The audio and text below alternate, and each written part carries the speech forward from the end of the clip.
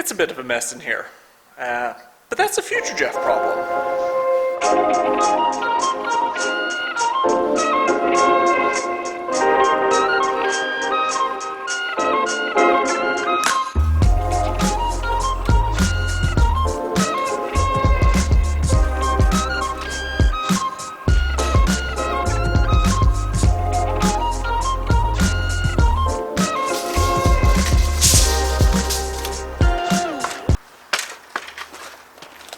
Holy crap, that actually worked. Some things are just a lot more difficult doing them on your own. Anyways, what we are working on today, or starting to work on today, is all of our soffit lighting. So we need to get the lighting installed all the way around the garage before we can finish off the siding up top, because I'll have nowhere to lean my ladder against.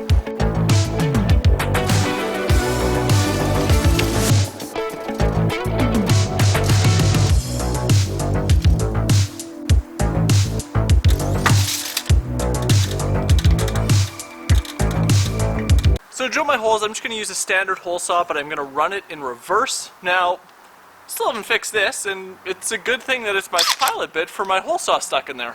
So, we're good to go.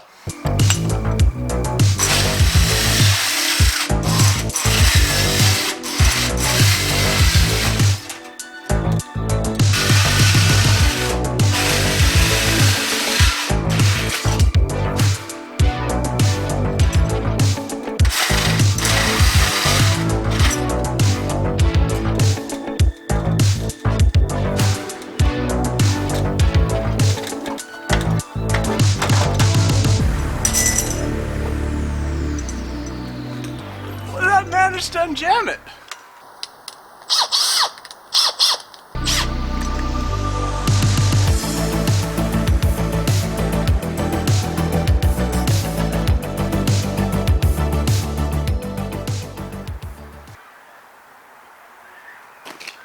Okay.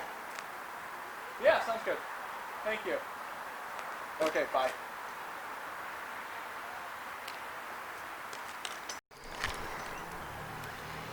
Alrighty, so just had a quick conversation with the chief architect, an engineer extraordinaire. No, I'm just kidding. I was just with Mom. She's done a whole lot of building and renovating in the past, so ran a few ideas past her, and I think we're going to actually kill the soffit light idea in the back, or the front of the garage here in the back alley, save a few dollars, and just do the motion spotlights above each door that I could then override if I wanted all the time. It seems a little bit of a waste to run soffit lights that I'm never going to leave on because we'll never see them. Plus it saves a little bit of work right now. So now we can jump into siding those gables and get those finished off. Before I get started installing the board and batten inside the gable area of the roof, I need to put a drip edge above the J-channel that caps off the lower section. This allows for any water that does get behind that section of siding a point of egress and a way of getting out without having to travel all the way down the wall.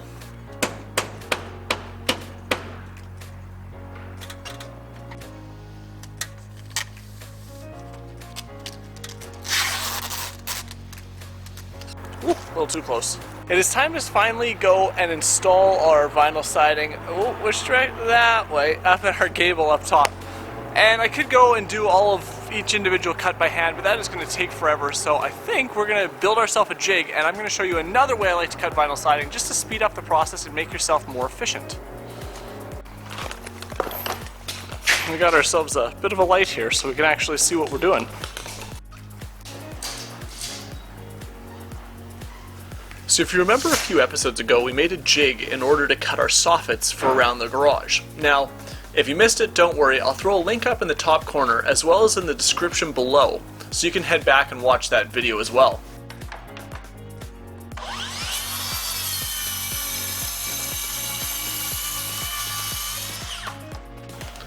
This jig is going to be essentially very much the same. I'm going to create a sandwich out of plywood that allows the siding to slide up the middle.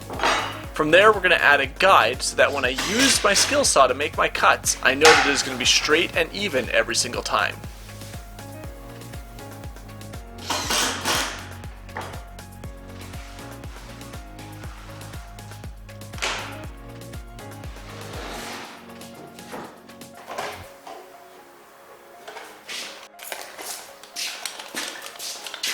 That's better.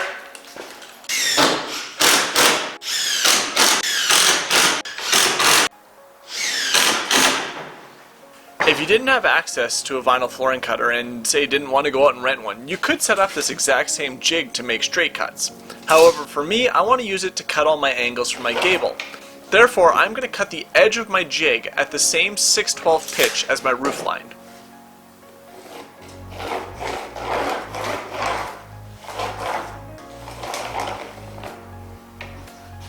So all I've done here is draw myself a line so I know exactly where my 6/12 pitch sits.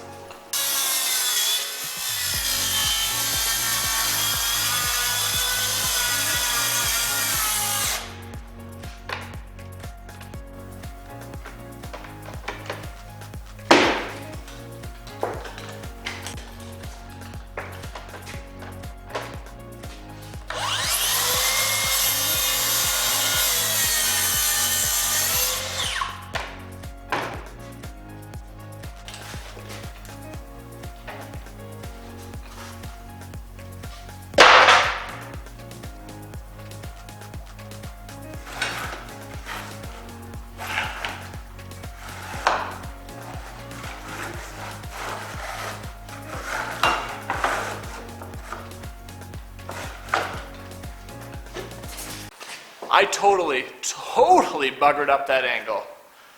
So I was thinking of my long red siding and the front gable and not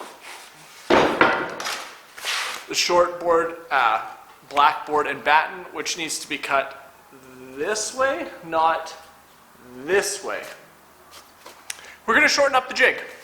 Same principles apply though.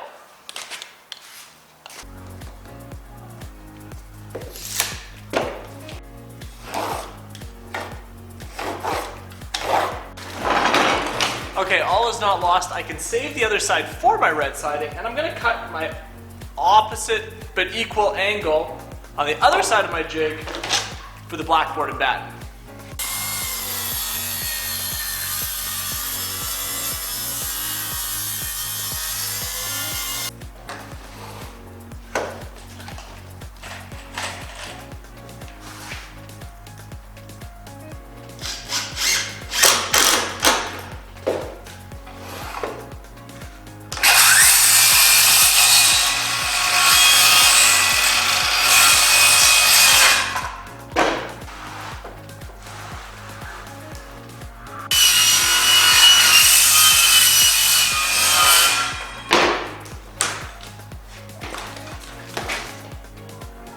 There you have it, a nice clean cut every single time. That was a little more eventful than I would have liked, but method number 2 for cutting vinyl siding, circular saw with the blade turned backwards.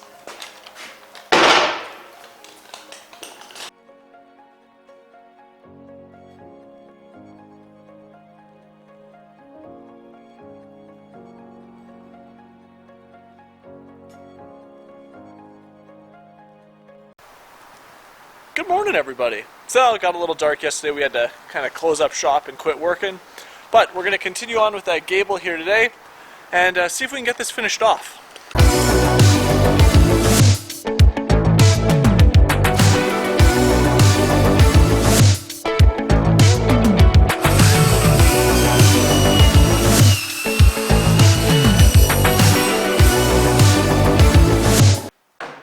So I can use the pitch of my roof to my advantage. So I know my roof is a 6/12 pitch.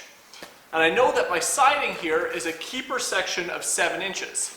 So that means every piece effectively needs to be 3.5 inches shorter as I go down the gable or 3.5 inches taller as I go up the gable in order to fit. And that's because we have a run of 7 inches, and over that same distance we'll have a rise, so in this case a drop or a rise, of 3.5 inches, 6/12 pitch.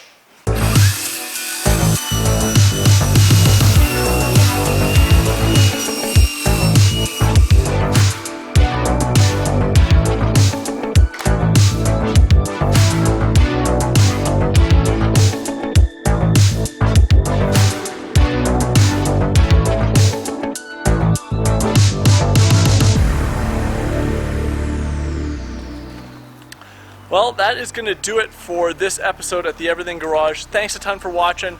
I'm going to finish up the siding here and those other gables out front, and we'll do the big reveal in the next episode. But Thanks a ton for watching. Smash that subscribe button, do all those good things, and we'll see you in the next one.